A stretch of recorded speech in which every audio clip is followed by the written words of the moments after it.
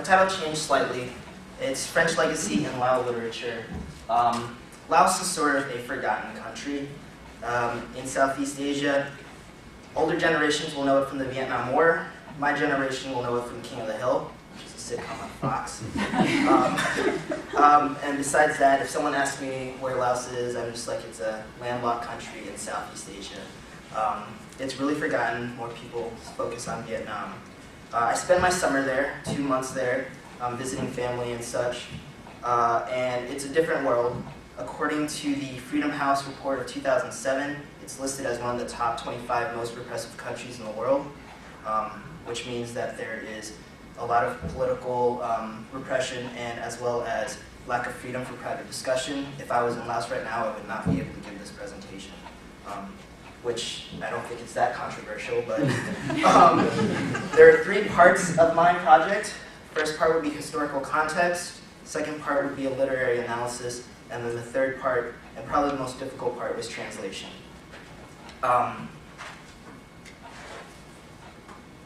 Okay, so just historical context, France and Laos.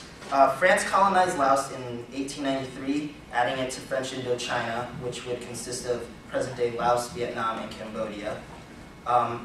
By colonizing, they eventually would unify the 3 kingdoms in the area. The first kingdom would be the Kingdom of Luang Prabang, the northern part of Laos. The middle part of Laos, the Kingdom of Vientiane, and then the southern part, the Kingdom of Champasak. And so obviously there was some disunity within what would be present-day Laos.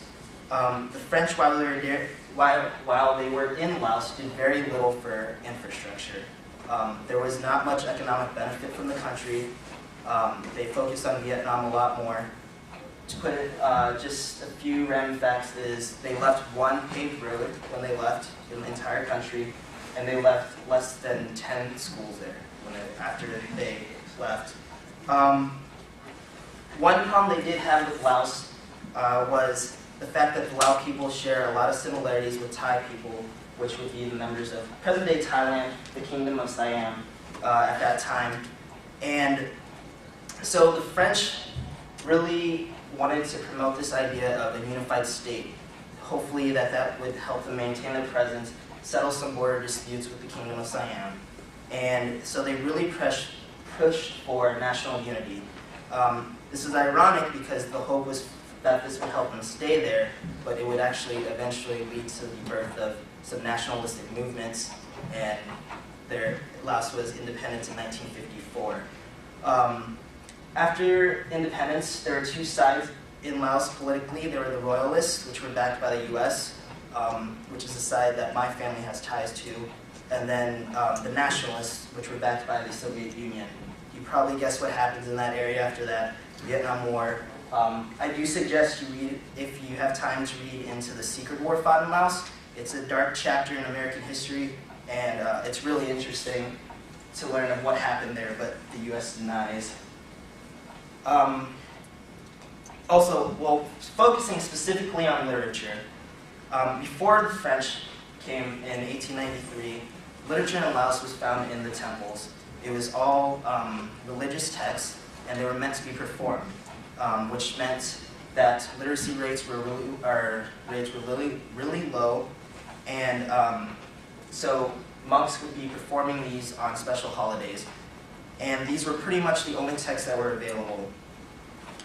Printing didn't arrive until 1920, less than 100 years ago, and that was with the French, and it was really poor quality. They rarely used it. For the most part, if the text was written in French, it was printed in Vietnam, and if it was written in Lao, it was printed in the Kingdom of Siam.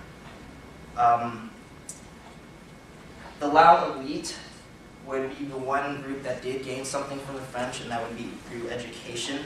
They gained an appreciation for French literary works, which we'll look at, and then they were able to actually create some of their own works.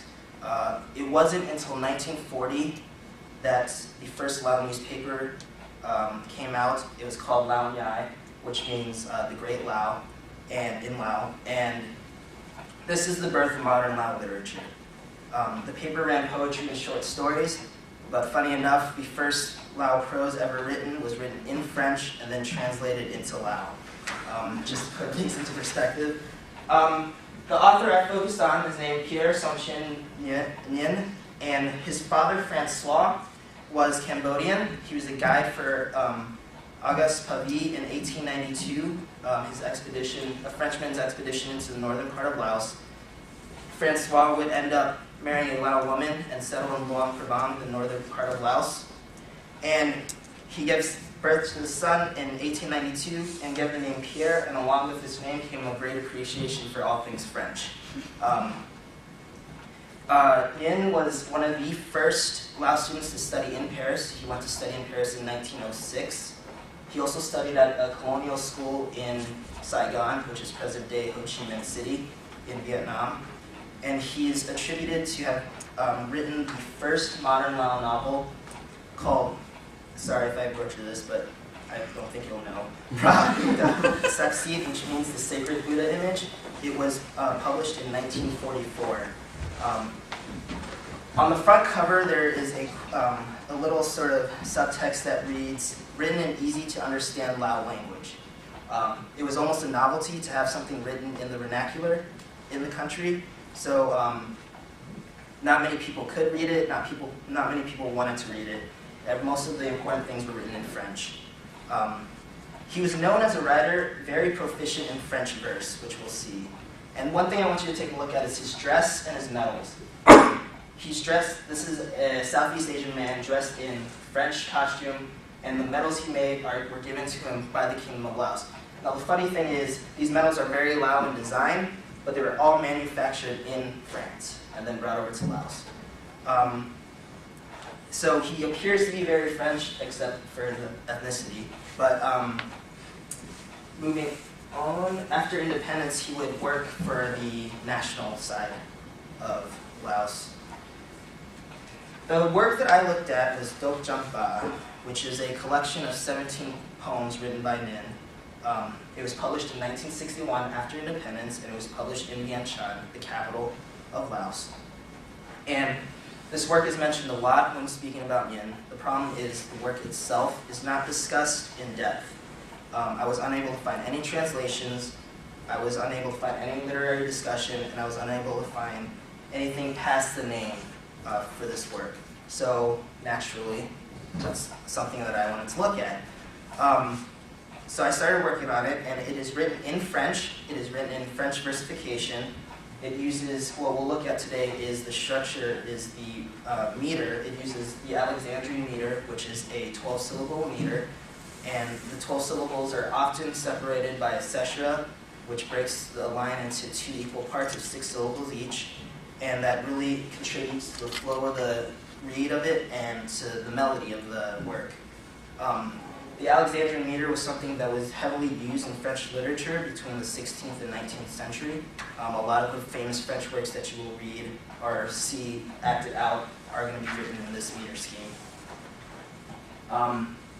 This is one of the poems I chose to present on, and I'll just read the first 2 stanzas. French is my second language, so bear with me. Dans le vin habitant des lumières du ciel, et vu qui circulait dans les sphères lumineuses, dans les airs, dans les mers, au cours torrentiel, et par monts et par vaux, par sommet et par nuit. Tenez point le don, ici vous enfants, choisissez au plateau ce qui vous fait envie. Œufs durs, noix de coco, poulet, gâteau, citron, oui bon, prenez des fleurs ou flaçons d'eau de vie. As you can see, I put a line in between, separating those lines, 6 syllables on the left, 6 syllables on the right, and with the read, that really contributes to the melody of it. Oops, sorry. Now here's an excerpt from Le Cid by Pierre Corneille, very French work. Les échoirs ainsi, c'est glorieux courage, et la raison chez lui perd ainsi son usage. Here you see a very similar flow, very similar melody to it. Again, we see one from Andromaque, Jean Racine. Mais si feu Seigneur vient à sa rallumer, si lui fondait son cœur, s'il s'en faisait aimer.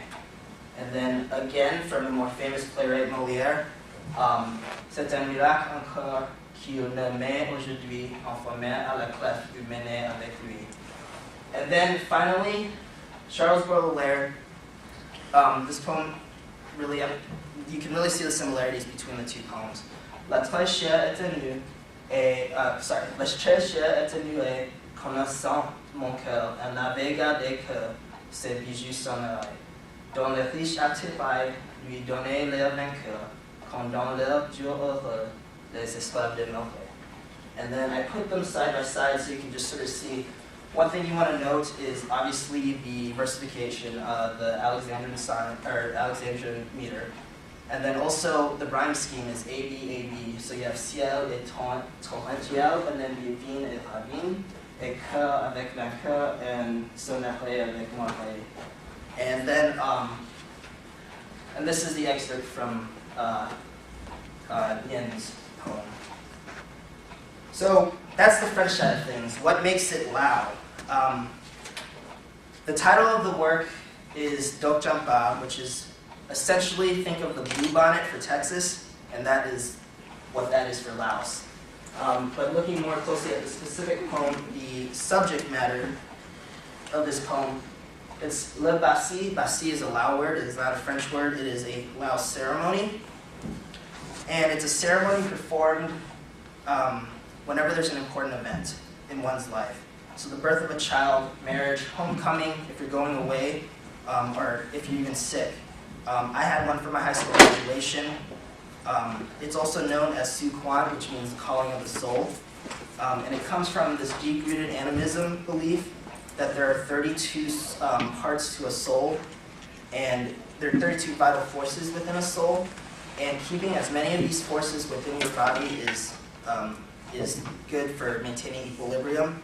So if a person is sick, the basi is supposed to be a ceremony that calls back one of these vital sources that's wandering about in the world so that we can reestablish equilibrium.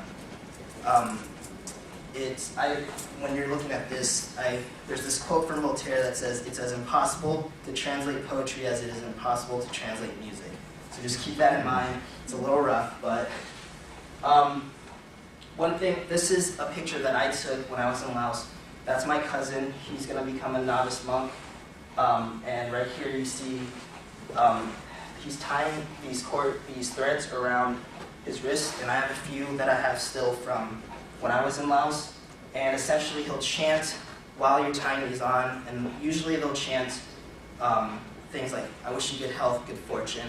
One thing that I receive a lot is I wish you a good future, and I wish that you will always be, you will always behave. I don't know why. That's what I always get. And here's the flag during French colonialization period. And this is something that I saw, and this is something that really initially made me think about it. My major is French and Francophone Studies, and a lot of people forget to add that Francophone Studies part to it, and that's something that I really wanted to emphasize. So in conclusion, while the French did not do much to develop the country of Laos in the way of infrastructure, they did give birth to modern Lao literature by instilling a sense of appreciation for French literary works, and then by promoting a Lao national identity. Pierre Som-Jin-Yin's Dok Jampa serves as a bridge for Lao literature. While written in French and in a French style, Dok Jampa remains very Lao in subject matter and perspective. The development of a unique Lao identity is apparent in the collection. These are my references, and that's all I got.